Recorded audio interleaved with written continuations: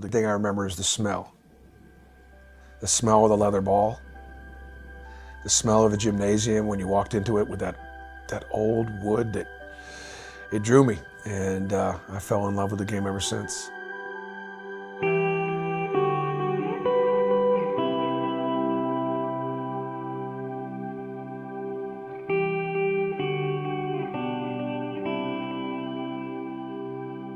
Growing up in Boston was awesome, but I can tell you that I remembered forced busing vividly in the early 70s, and I remember the riots.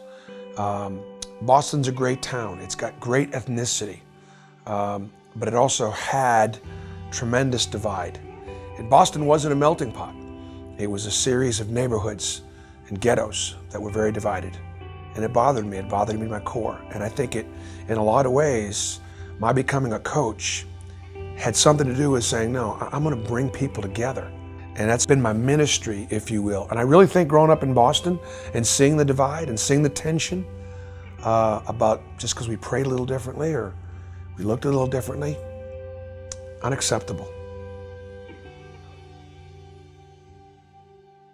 When I look back at my high school career, when I was in middle school, I was coaching elementary school kids. When I was in high school, I was coaching middle school kids.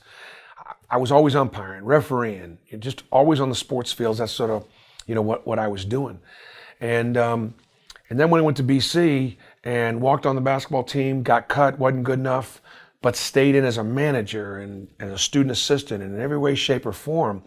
I only did it because I loved the game. I loved being a part of something. Never did it thinking I would coach professionally. Never. And then my senior year, Dr. Tom Davis got the Stanford job. And he called me over to his house and told me about that he just got the job, and he asked me to get on a plane with him the next day and fly out to Stanford to be one of his assistant coaches. I was 22 years old. I worked for him for 4 years, and not one day did I ever work for him thinking that I wanted to coach. But when I look back at it, and I look back at what I had been doing, that's all I've been doing in my whole life, has been coaching. And so again, God had a plan. The decision that we made, I had about 100 people at my house on a Saturday after the Florida football game, and about 96 of them were allowed to be there. And I had 3 verbally committed kids that really couldn't have been there, shouldn't have been there. And I let them come and just said, don't say nothing to anybody about what a good cook I am. And so the great devastation for me was when I lied, and no matter whether I came back a week or 2 later and try to tell the truth, didn't matter. I made that mistake. I had to own that. That's probably the biggest thing, is just that I let so many people down.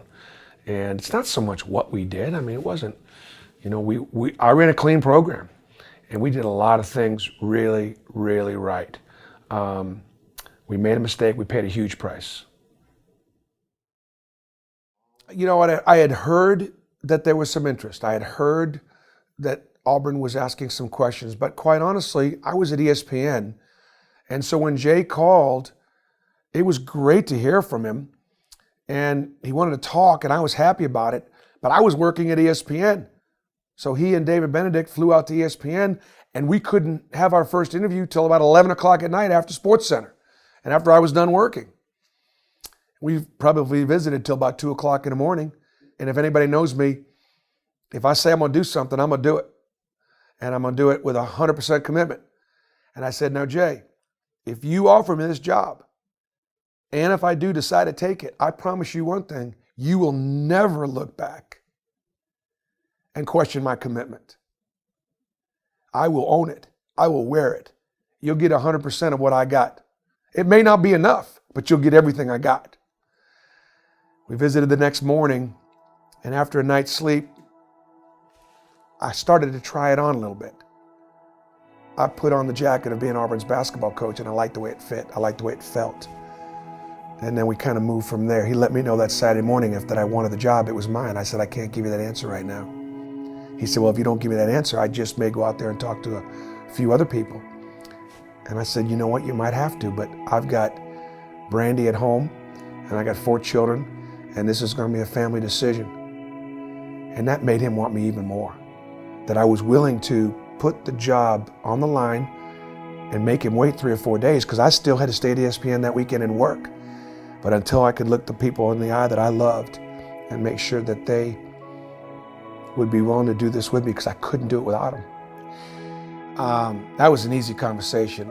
My daughter Leah drove down from Cincinnati. My son Stephen was in town.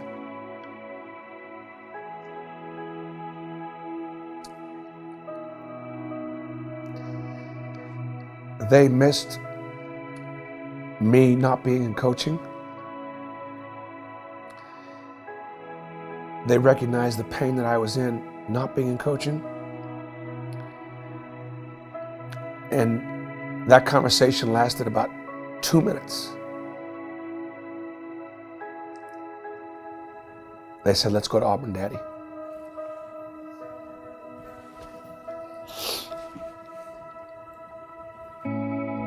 When you're not very talented, you have to make up for it in certain areas. I make up for it in work ethic, and I do make up for it in the passion that I have for what I do, my responsibilities.